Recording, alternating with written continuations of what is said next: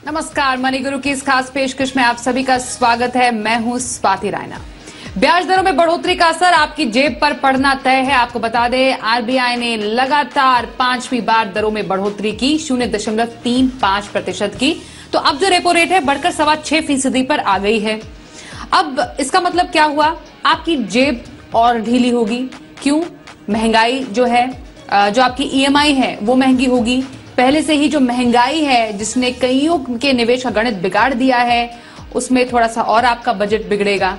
ये कुछ ऐसी समस्याएं हैं जो आपके सामने खड़ी हो सकती है, लेकिन टेंशन लेने की बात नहीं है, क्योंकि आप सही फाइनेंशियल प्लानिंग से इस डिरेल हुए बजट को फिर से पटरी पर ला सकते हैं। बजट को सुधारने का तरीका क्या है? डेट में निवेश के कहां मौके बन रहे हैं जब ब्याज दर ऊपर जाती हैं? तो इक्विटी में आपको क्या स्ट्रैटेजी रखनी चाहिए, इस पर भी खास चर्चा करेंगे। आज हमारे साथ जो खास मेहमान है उनका परिचय करा देते हैं। आज हमारे साथ हैं वाइज इन्वेस्ट प्राइवेट लिमिटेड के सीईओ हेमंत रुस्तगी और आनंद राठी ब्रोकर में फिक्स्ड इनकम की हेड मानवी प्रभु हमारे साथ हैं। हेमंत जी और मानवी, आप दोनों का बहुत स्वागत है मनी गुरु में आज। वैसे तो काफी एक्सपेक्टेड लाइन्स पर ही हुआ हेमंत जी कि पता ही था कि हाँ जो ब्याज दरें हैं एक बार फिर से बढ़ेंगी, पर इस बार आपकी नजर में क्या अलग हुआ है? क्योंकि लगातार महंगाई की चिंता के चलते ब्याज दरें बढ़ रही हैं। आगे भी ये अनुमान है कि हो सकता है कि ब्याज दरें नेक्स्ट क्रेडिट पॉलिसी में एक बार फिर से बढ़े। तो जो आम आदमी है वो ये सोचने पर मजबूर है, ये तो महंगाई का पहाड़ पर पहाड़ जो है वो लोगों के सर पर खड़ा होता जा रहा है। रेट्स बढ़ रहे हैं और साथ ही साथ उनकी जो निजी जिंदगी है, जो उनकी ईएमआईज हैं, उसमें भी ज्यादा महंगाई बढ़ती जा रही है। जी स्वाति, बिल्कुल ठीक है। आई थिंक अगर हम इस रेट हाइक की बात करें तो ये एक्सपेक्टेड लाइंस पे था। एक्सपेक्टेशन ये थी कि शायद 25 बेसिस पॉइंट से 35 बेसिस पॉइंट का रेट हाइक होगा।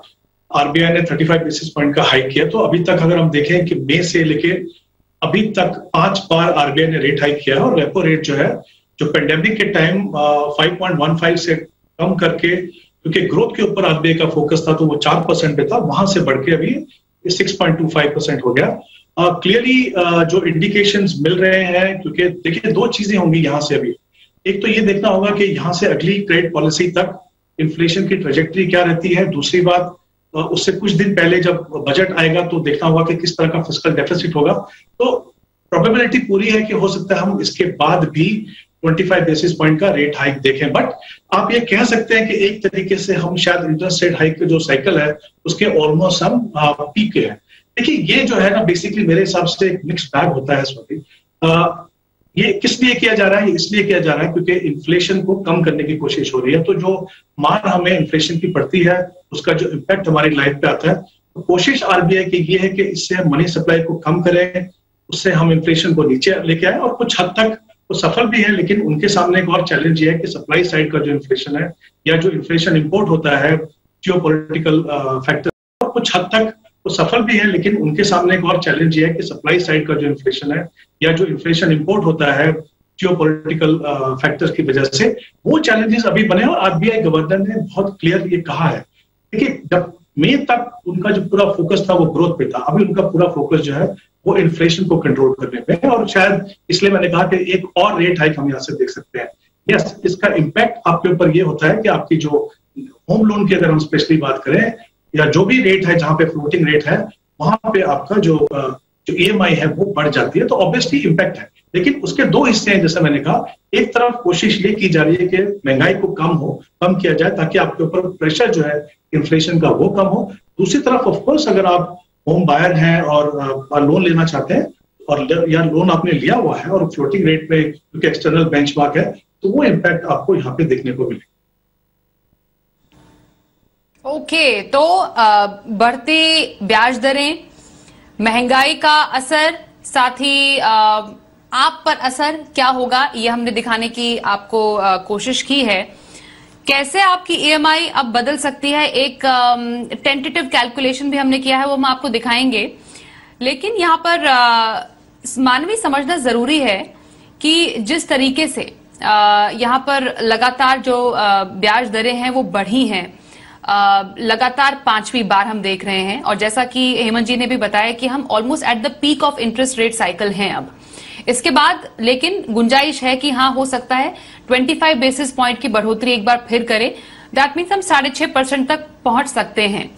पर यहां पर जो आम लोग, जो आम दर्शक इस वक्त हमें देख रहे हैं और देखना चाह रहे हैं, वो ये समझने की कोशिश कर रहा है कि उनके लिए ब्राइट स्पॉट यहां पर क्या है। यहां पर सुनने को तो ये मिल रहा है कि हाँ, आपकी ईएमआई बढ़ जाएगी, आपके जेब पर बोझ और ज्यादा बढ़ जाएगा, आपकी फाइनेंशियल प्लानिंग थोड़ी सी बिगड़ सकती है। लेकिन हम कोशिश कर रहे हैं उनकी मदद करना कि आप ब्राइट स्पॉट कहां पर ढूंढ सकते हैं और कैसे आप इसके इफेक्ट को कम से कम कर सकते हैं। और फाइनेंशियल प्लानिंग का काम ही यही होता है। तो मैं आपसे मानवी समझना चाहती हूं कि अभी जो फिक्स्ड इनकम में जो इन्वेस्टमेंट है या debt for that matter investment है, वहां पर सबसे ज्यादा फायदा अभी किसी इन्वेस्टर को कहां हो सकता है? क्योंकि अब जैसे ही अब ब्याज दरें बढ़ी हैं तो तमाम जो बैंक्स हैं वो भी अपनी एफडी रेट्स बढ़ा देती है। डेफिनेटली उस रेट से नहीं बढ़ाती है जितनी की रेट से वो अपने होम लोन की दरें बढ़ाती हैं या लोन की दरें बढ़ाती हैं, पर हाँ, फायदा होता है। सीनियर सिटीजन्स को हमने देखा काफी ज्यादा फायदा हुआ है। तो लोगों को लगने लगा कि ये तो अभी तो इंटरेस्ट रेट के हाइक पे हम धीरे धीरे पहुंच रहे, तो एफडी काफी ज्यादा अट्रैक्टिव लगने लगी। लेकिन क्या ये एक एडवाइजेबल स्टेप है कि आप अपना पैसा एफडी में डाल दे कि सिर्फ ये सोच के कि जो इंटरेस्ट रेट है वो बढ़ते जा रहे हैं, या फिर आपको अपना पैसा डेट फंड में पार्क करना चाहिए? तो ये जो ऑन गोइंग फॉरएवर बैटल होता है डेट या फिर एफडी इंटरेस्ट रेट साइकिल को ध्यान में रखते हुए, तो उसमें आपकी नजर में स्ट्रैटेजी सही क्या होनी चाहिए? सॉरी, सबसे पहली बात तो हेमंत जी ने जो कहा, we are near the peak of the rate curve. तो जब you are at the peak of the rate curve, it is best कि हम हमारा interest rate, higher interest rate जो है वो फिक्स कर लें। और हायर इंटरेस्ट रेट फिक्स करना मतलब आपको फिक्स्ड रेट मिलेगा for the rest investment period. तो this is in fact the best time to invest in fixed income. ये टाइम आपको बॉन्ड्स खरीदने का टाइम है, डेट म्यूचुअल फंड्स खरीदने का टाइम है। जो आपका वाईटीएम है डेट म्यूचुअल फंड्स का, कर्व बड़ा ही फ्लैट है। अभी आप 1 ईयर, 3 ईयर, 5 ईयर पूरा कर्व देखो, किसी को भी 7.25 से 7.5% का यील्ड आराम से छूटेगा। और अगर किसी इन्वेस्टर को क्रेडिट, थोड़ा ज्यादा रिस्क लेना पसंद है, तो वो 9.5 से 10% भी बना सकता है अगर वो बॉन्ड्स में पैसा डाले। ऑफकोर्स पैसे डालने से पहले बॉन्ड का जो इशुअर है, जैसे अगर आप कोई वेल नोन इशुअर ले रहे हो तो उधर आपको कोई चिंता नहीं है, बट आप कोई थोड़ी रिस्की इशुअर ले रहे हो तो आप थोड़ा ज्यादा इंटरेस्ट भी बना सकते हो, पर एट द सेम टाइम आपको रिस्क भी लेना है। The best thing at this point in time मेरे हिसाब से अपने रेसिड्यूअल इन्वेस्टमेंट टेनर के हिसाब से इन्वेस्ट करना चाहिए। फॉर एग्जाम्पल, अगर कोई 3 साल के लिए इन्वेस्ट कर रहा है, वो कोई अक्रूवल डेट म्यूचुअल फंड ले सकता है, जैसे मीडियम ड्यूरेशन फंड, या वो कोई रोल डाउन स्ट्रैटेजी ले सकता है, 3 to 5 ईयर का रोल डाउन स्ट्रैटेजी ले सकता है, जहां पे 7.5% का इंटरेस्ट आराम से छूट सकता है। तो मेरे हिसाब से interest rate going up is one of the best things. हाँ, होम लोन के लिए it is not a good thing, but जो डेट में इन्वेस्ट करता है रेगुलरली, यहाँ पे इंटरेस्ट रेट फिक्स करना बहुत ही अच्छा टाइम है। एक और अच्छा इन्वेस्टमेंट अपॉर्चुनिटी रिटेल इन्वेस्टर्स के लिए कॉर्पोरेट एफडीज है। जो हम बैंक में एफडी बनाते हैं, उनसे बेटर इंटरेस्ट आपको कॉर्पोरेट एफडी पे मिल जाएगा। तो एनी रिटेल इन्वेस्टर जो डेट या बैंक एफडी करता है, उसको कॉर्पोरेट एफडीज एक बार देख लेना चाहिए as another investment option. Okay, absolutely. मैं जिससे पहले हेमंत जी के पास जाऊं, क्योंकि एक इससे जुड़ा सवाल मेरे पास यही आ रहा था कि आपने कहा कि अभी इंटरेस्ट रेट जो हाइक पर है, टेनर को डिसाइड करके करे। इनफैक्ट अगर इस इंटरेस्ट रेट को लॉक करके आप इन्वेस्ट करना चाहें किसी इन्वेस्टमेंट ऑप्शन में, तो वो भी एक शायद अच्छा तरीका हो सकता है। इससे मुझे ध्यान में आता है टारगेट मैच्योरिटी फंड्स, काफी ज्यादा पॉपुलैरिटी उसकी बढ़ भी रही है और डेफिनेटली वो हायर इंटरेस्ट रेट रेजिम का फायदा उठाकर एक अच्छा ऑप्शन दे सकते हैं निवेशकों को। तो टारगेट मैच्योरिटी फंड इस टाइम पर एक अच्छा ऑप्शन हो सकते हैं मानवी। एंड सेकेंडली, आपने बॉन्ड की बात की, जो G-Secs हैं वो एक अच्छा ऑप्शन हो सकता है इन्वेस्टर्स के लिए। एब्सोल्युटली। तो आपने दोनों जो प्रोडक्ट बोले, दोनों जो ऑप्शंस बोले, बहुत सही हैं। जो आपके टारगेट मैच्योरिटी फंड्स है, आज सारे लीडिंग एएमसीज ने 5 to 7 इयर्स के टारगेट मैच्योरिटी फंड्स लॉन्च किए हैं, जो रिस्क के हिसाब से भी बहुत सेफ हैं। यूजुअली G-Sec या AAA PSU बेस्ड ही टारगेट मैच्योरिटी फंड्स लॉन्च हो रही हैं। आप 5 to 7 इयर्स का फिक्स्ड रिटर्न फिक्सिंग कर सकते हो 7.5% के आसपास, डिपेंडिंग ऑन SBL फंड है, AAA फंड है, G-Sec फंड है, उसके बेसिस पे YTM के हिसाब से आप टारगेट मैच्योरिटी फंड में पैसा डाल सकते हैं। जो G-Sec है, आपका 10 ईयर G-Sec जो है आज 7.27 के आसपास का है, तो आप रिस्क फ्री रिटर्न 10 साल के लिए 7.27 के हिसाब से बना सकते हो। जीसेक की दूसरी अच्छी बात यह है कि आपको सेमी एनुअल इंटरेस्ट मिलेगा, तो जो सेमी एनुअल इंटरेस्ट आता है उसके लिए जीसेक बहुत अच्छा ऑप्शन है। और जो टैक्सेशन के हिसाब से कोई टैक्स एफिशिएंट इंस्ट्रूमेंट ढूंढ रहा है उसके लिए टारगेट मैच्योरिटी फंड बेटर होगा, क्योंकि 3 साल बाद उनको इंडेक्सेशन बेनिफिट के साथ 20% का टैक्सेशन लगेगा। तो आपको अपना टैक्स स्लैब का भी एक बार ध्यान से असेस करके फिर या तो म्यूचुअल फंड या बॉन्ड्स पे जाना चाहिए। ओके, तो ये हमने थोड़ा डेट पर चर्चा की कि आपको अपने डेट पर स्ट्रैटेजी रखनी क्या चाहिए अपने डेट पोर्टफोलियो पर। थोड़ा सा मैं यहाँ पर ईएमआई पर आती हूँ हेमंत जी, इसलिए क्योंकि अब कई लोगों को शायद मैसेज भी आने शुरू हो गए होंगे। एक आध बैंक से तो फिलहाल इनफैक्ट बढ़ोतरी की शुरुआत भी कर दी है अपने लोन रेट्स में। दैट मीन्स अब कईयों के टेनर रिवाइज हो जाएंगे या फिर वो अगर चाहें तो अपनी ईएमआई को बढ़ा सकते हैं। तो इवेंचुअली या तो इंटरेस्ट के रूप में या तो फिर ईएमआई के रूप में आपको पैसे एक्स्ट्रा देने ही हैं। थोड़ा जैसे जैसे मैं आपसे बात करूंगी हम कैलकुलेशन भी दिखाएंगे कि यूजुअली अभी होम लोन या फिर पर्सनल लोन या फिर कार लोन में 35 बेसिस पॉइंट के हिसाब से आपको कितनी बढ़ोतरी होगी। पर अभी स्ट्रैटेजी कोई एक जो ग्राहक है उसको क्या रखनी चाहिए, अगर थोड़ा सा उसको अपने ईएमआई का बोझ कम भी करना है तो अभी वो क्या तरीका अपनाए, क्योंकि जैसे मैंने बोला कि ईएमआई को बढ़ाना सही है या फिर अवधि को बढ़ा दे, तो उन दोनों में आपको कौन सी स्ट्रैटेजी सही लगती है अभी? देखिए स्वाति, इसमें 2 इंपॉर्टेंट चीजें हैं। हम बात कर रहे हैं मई के बाद में ये 5वां रेट हाइक है, तो ऑब्वियसली जो हमने दोनों ऑप्शन की बात की कि वो ईएमआई बढ़े या तो फिर टेनोर बढ़े, वो टेनोर जो बढ़ता है ऑब्वियसली काफी हद तक वो ऑलरेडी इंप्लीमेंट हो चुका है मेरे हिसाब से। अनलेस आप बहुत ही यंग बॉरोवर हो और आपके पास समय हो कि आप उसको भी एक्सटेंड कर सके, तो मुझे नहीं लगता कि बहुत ज्यादा स्कोप रहेगा बैंकों के पास या बोरोवर्स के पास कि आप उस टेनोर को आप एक्सटेंड करते रहें। तो जाहिर सी बात है कि सीधा सीधा इम्पैक्ट उसका जो है आपकी ईएमआई के ऊपर आएगा। तो ये एक इंपॉर्टेंट एस्पेक्ट है।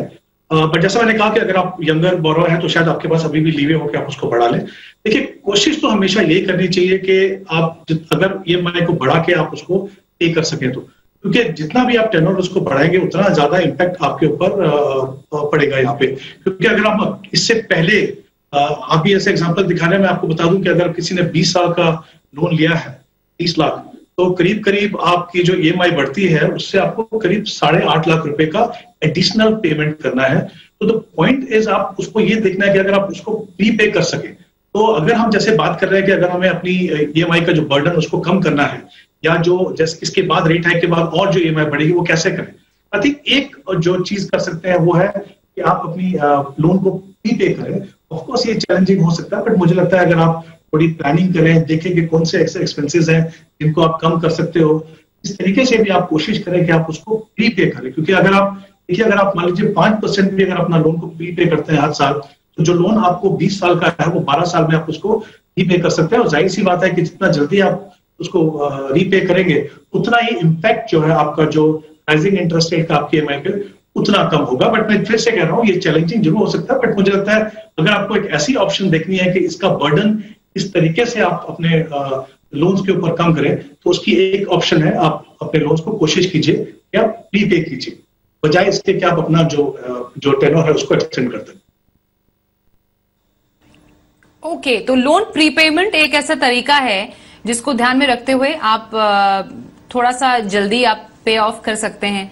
वो तब होता है जब आपके पास एक लमसम अमाउंट आता है, इकट्ठा एक राशि आ गई, तो आपने सोचा कि ब्याज का बोझ सबसे पहले मुझे कम करना है, तो प्रीपेमेंट कर लिया और अपने बैंक से बात करके आप डेफिनेटली, प्रीपेमेंट चार्जेस होते हैं कुछ बैंक्स जो लेते हैं, उसको लेकिन ध्यान में जरूर रखिए। जो जितने भी तमाम चार्जेस और पेमेंट्स हैं उनको ध्यान में रखते हुए आपको कोई स्टेप लेना चाहिए डेफिनेटली।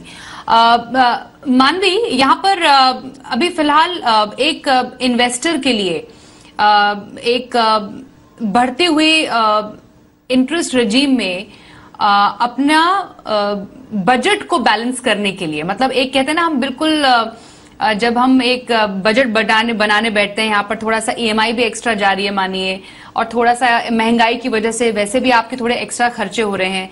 आपकी नजर में अभी एक फाइनेंशियल प्लानिंग में क्या बदलाव करने की जरूरत है किसी निवेशक को, सो दैट ये थोड़ा सा जो चैलेंजिंग टाइम है उससे वो आसानी से निकल पाए? जी, तो जब हम हमारा बजट करते हैं, सबसे पहले जो हम सेविंग इनिशियली करते हैं, सबसे पहले जो हम एसआईपी के थ्रू या जिस मोड से कर रहे हैं उसे वैसे का वैसा ही रखना चाहिए। हमें ऐसी कोशिश करनी चाहिए कि एसआईपी हमारा हर साल इंक्रीमेंट तो होता ही है, सैलरी का, इनकम भी इंक्रीज होता है, एसआईपी का amount change, investment amount change नहीं होना चाहिए। बिकॉज इन्फ्लेशन ऐसी चीज है जो अगर बढ़ रही है आपके ओवरऑल इनकम में खाएगी, रियल रिटर्न जो आपकी है वो कम होती जाएगी। ऐसे सिचुएशन में आपका जो एसआईपी और एसेट एलोकेशन है उसको चेंज बिल्कुल ना करें। जितना आप इक्विटी में इन्वेस्ट करने वाले हो उसको वैसे का वैसा ही रखें। ईएमआई आपका बढ़ने वाला है, जैसे हेमंत जी ने कहा, ईएमआई बढ़ाना इज द राइट वे, क्योंकि आप इंटरेस्ट एक्सपेंस टेनर बढ़ाओगे तो आपका इंटरेस्ट एक्सपेंस बहुत ज्यादा बढ़ जाएगा। तो इंक्रीज ईएमआई को आपको ओवरऑल एक्सपेंसेस से कम करवाना है। यू हैव टू ट्राई कि आपकी एक्सपेंसेस थोड़ी कम करें, आपका इन्वेस्टमेंट अमाउंट जो सेविंग अमाउंट है उसको एग्जैक्टली वैसे का वैसा रहे। डिसिप्लिन्ड इन्वेस्टिंग एसेट एलोकेशन के हिसाब से ही किया जाए, आपके एज के हिसाब से, आपकी रिस्क टेकिंग कैपेबिलिटी के हिसाब से इक्विटी और डेट में अपना इन्वेस्टमेंट स्प्लिट करें, एसआईपी के हिसाब से ग्रेजुअली इन्वेस्ट करते रहे।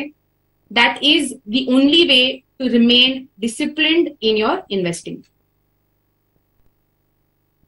ओके, तो ये कुछ तरीके हैं अपने बजट को एक बार फिर से पटरी पर लाने के। कुछ छोटे छोटे आपको फाइनेंशियल प्लानिंग करनी पड़ेगी अगर थोड़ा सा भी आपका यहाँ पर बजट डिरेल हुआ है या फिर पोर्टफोलियो प्लानिंग थोड़ी बिगड़ी है। एसेट एलोकेशन बहुत इंपॉर्टेंट आपने यहाँ पर जिक्र किया मानवी, और इम्पॉर्टेंट ये भी है कि आपको लॉन्गर टर्म के लिए अगर रहना है कि किसी भी इन्वेस्टमेंट में, तो आपको चिंता की जरूरत है ही नहीं, क्योंकि ऐसे तो इंटरेस्ट रेट साइकिल बहुत आती जाएंगी और जाती जाएंगी, बाजार में उतार चढ़ाव आते रहेंगे जाते रहेंगे। और इसी से हम चर्चा करेंगे थोड़ी देर में इक्विटी में निवेश स्ट्रैटेजी की, वहां पर क्या कुछ बदलाव करने की जरूरत है। चर्चा जारी रहेगी छोटे से ब्रेक के बाद, बने रहिए हमारे साथ।